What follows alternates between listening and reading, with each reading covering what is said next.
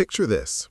It's dawn on July 1st, 1916, the Battle of the Somme. British soldiers are about to go over the top. The officers have assured them that 7 days of artillery bombardment have destroyed the German defenses. You'll practically walk to Berlin, they said. But as those men climbed out of their trenches, they were met with something they weren't prepared for. A sound. A terrible, mechanical chattering sound that would haunt survivors for the rest of their lives. In the first hour alone, nearly 20,000 British soldiers fell. Many never made it more than a few yards from their own trenches. The weapon responsible? Something their own military commanders had dismissed just months earlier as a pea shooter, a novelty, a waste of resources.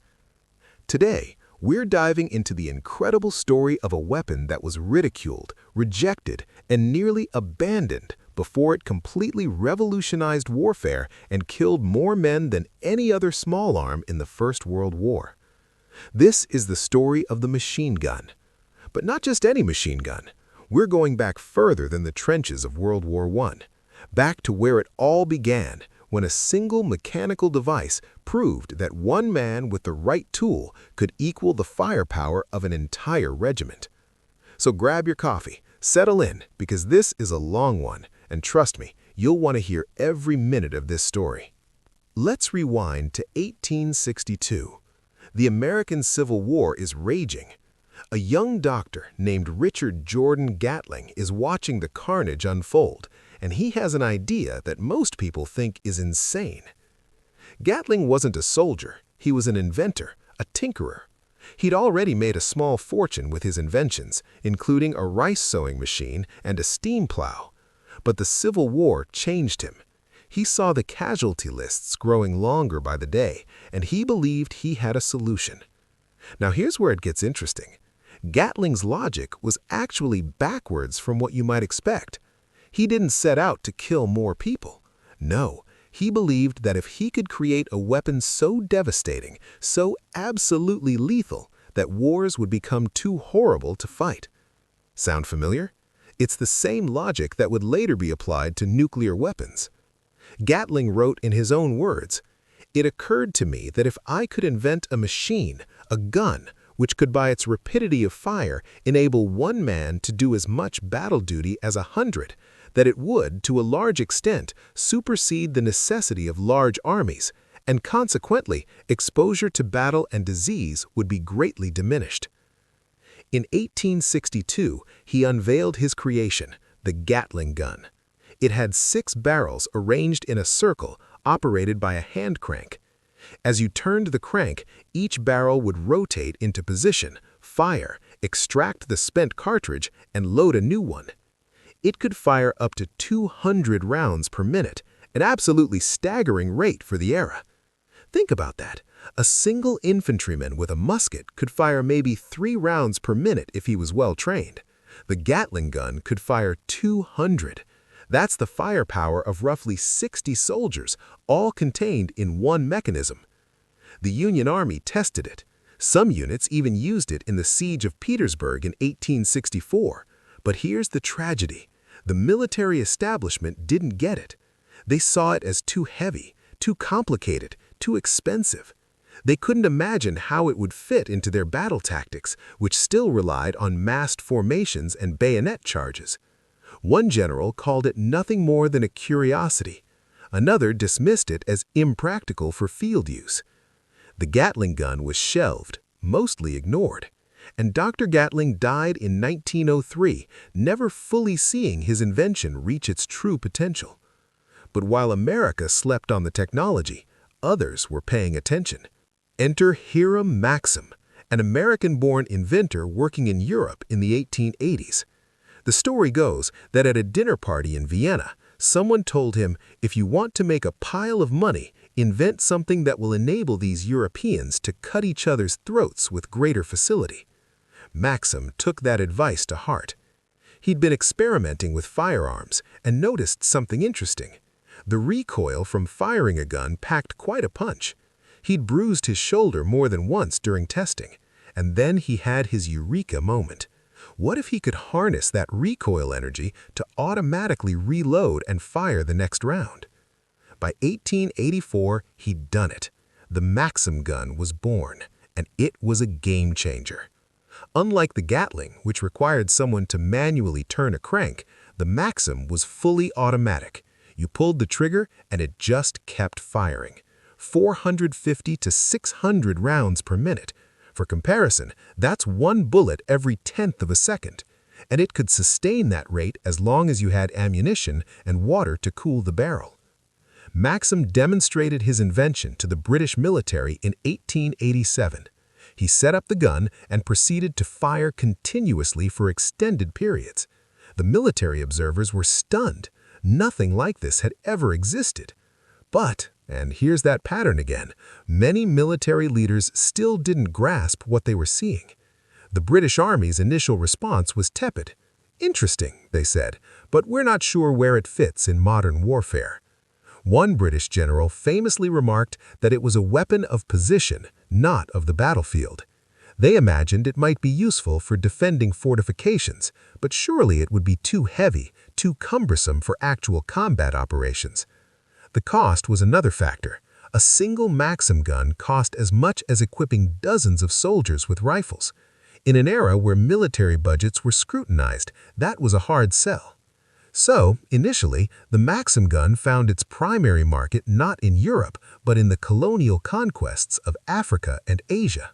And this is where the story takes a dark turn. The machine gun didn't prove itself in a battle between equals. Its first real demonstrations of effectiveness came in some of the most one-sided slaughters in military history. Let me take you to the Battle of the Shangani River in 1893, during the First Matabele War in what's now Zimbabwe. British forces, equipped with just 5 Maxim guns, faced thousands of Ndebele warriors. The Ndebele were brave, skilled fighters. They dominated the region for decades, but they were armed with spears and outdated firearms. And when they charged the British position, the Maxims opened up. Eyewitness accounts describe the scene as apocalyptic. The warriors fell in waves, cut down before they could get anywhere near the British lines. In some attacks, entire regiments were effectively wiped out in minutes. The British forces suffered minimal casualties. Some estimates put it at around 40 men. The Ndebele lost approximately 3,000 warriors. It wasn't a battle, it was a massacre. Or consider the Battle of Omdurman in 1898, during the Mahdist War in Sudan. British and Egyptian forces, equipped with Maxim guns and modern artillery, faced a much larger army of Mahdist warriors. The Mahdist forces attacked with incredible courage, advancing across open ground toward the British positions. The Maxim guns opened fire at long range. Witnesses describe the scene as surreal, attackers falling in neat rows, like wheat before a scythe. By the end of the battle, approximately 10,000 Mahdist fighters lay dead or wounded. British casualties? Around 47 killed. The young Winston Churchill, who was present at Omdurman as a cavalry officer and war correspondent, later wrote about the battle with a mixture of awe and horror. He recognized that something fundamental had changed in warfare. British poet Hilaire Belloc later captured the colonial mindset in his darkly satirical verse.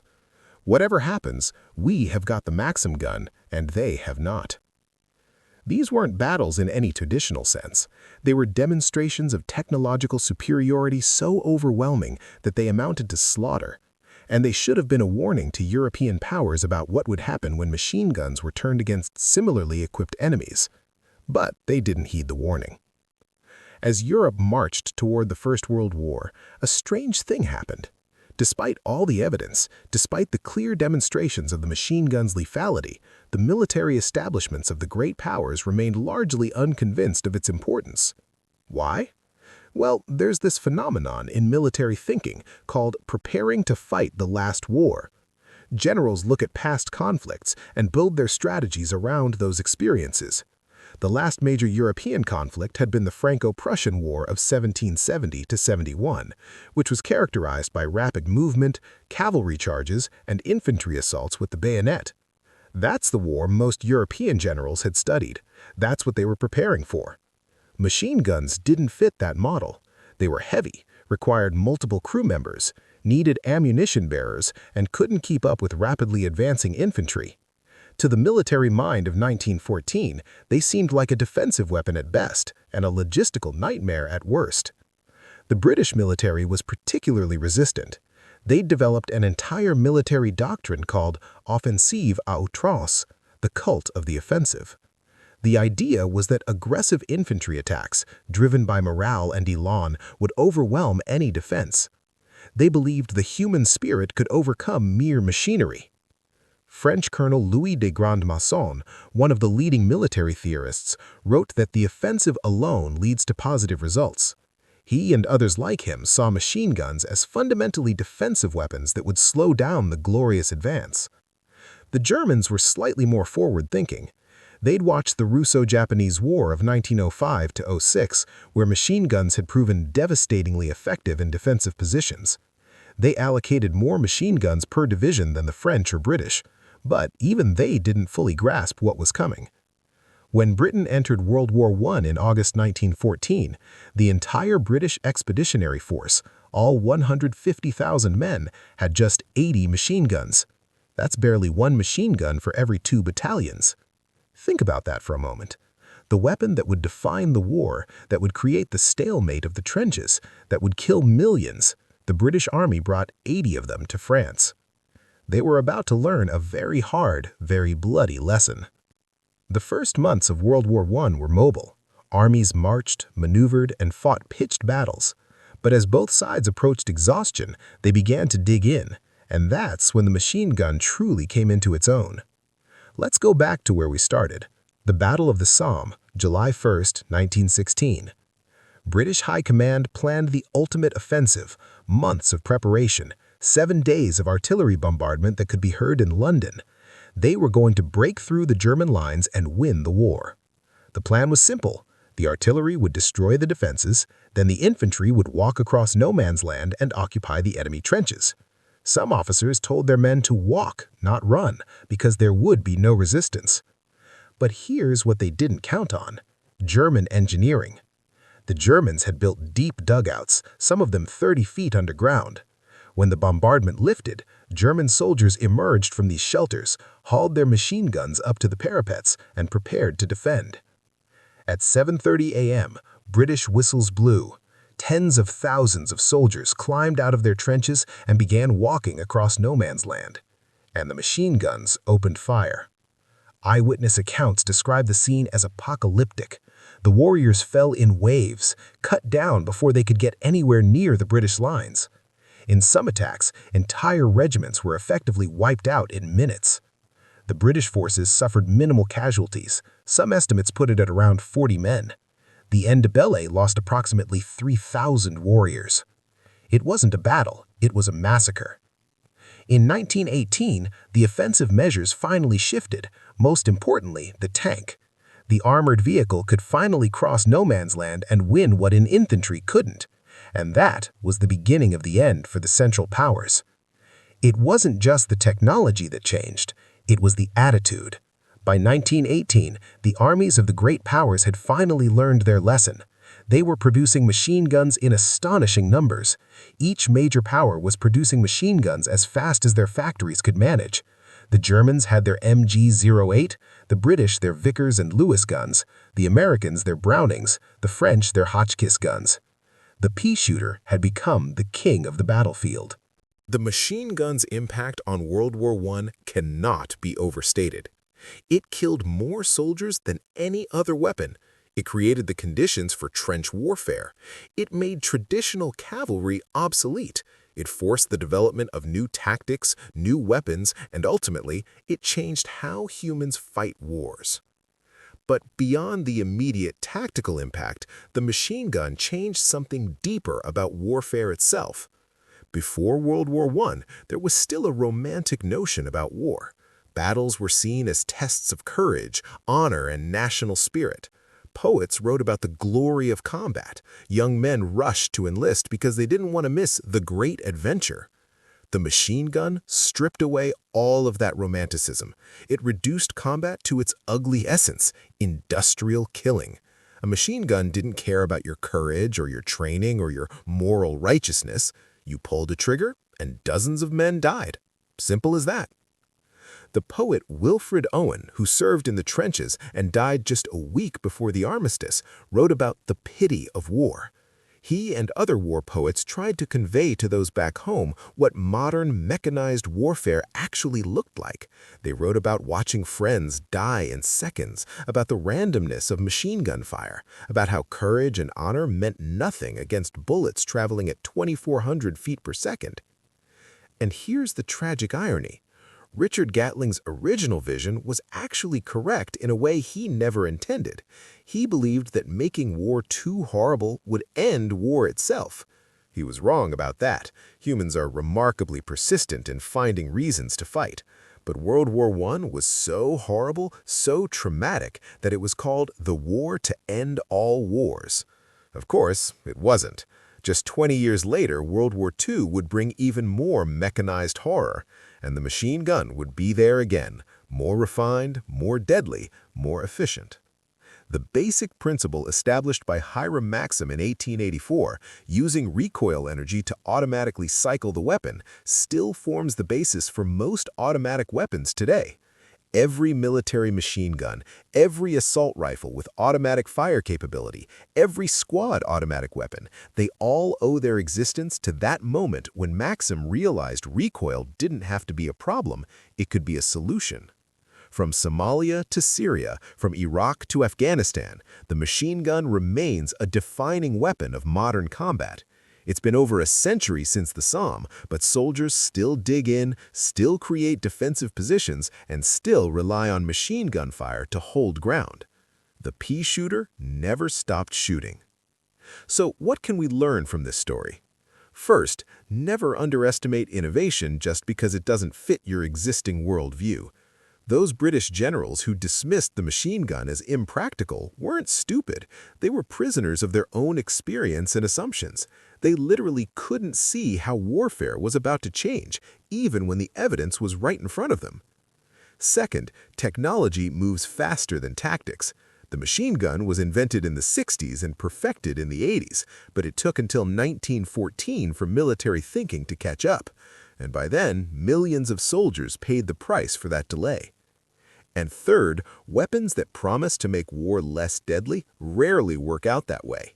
Gatling believed his gun would save lives. Instead, it enabled some of the deadliest conflicts in human history. It's a reminder that technological solutions to human problems often have unintended consequences. If you made it this far, thank you for sticking with me through this deep dive into military history. This is the kind of long-form content I love creating, taking a single weapon, a single innovation, and unpacking the incredible story behind it. If you enjoyed this video, do me a favor and hit that like button. It really helps the algorithm show this content to more history enthusiasts like yourself. And if you're not already subscribed, click that subscribe button and ring the bell so you don't miss future videos. I'd love to hear from you in the comments. What other weapons or military innovations should I cover? The tank? The aircraft carrier? Radar? Let me know what you want to see next. And if you really want to support the channel, consider checking out our Patreon, where you get early access to videos, behind-the-scenes content, and input on future topics. Until next time, remember, history isn't just dates and battles. It's stories about people, innovation, tragedy, and lessons we can still learn today. Thanks for watching, and I'll see you in the next one.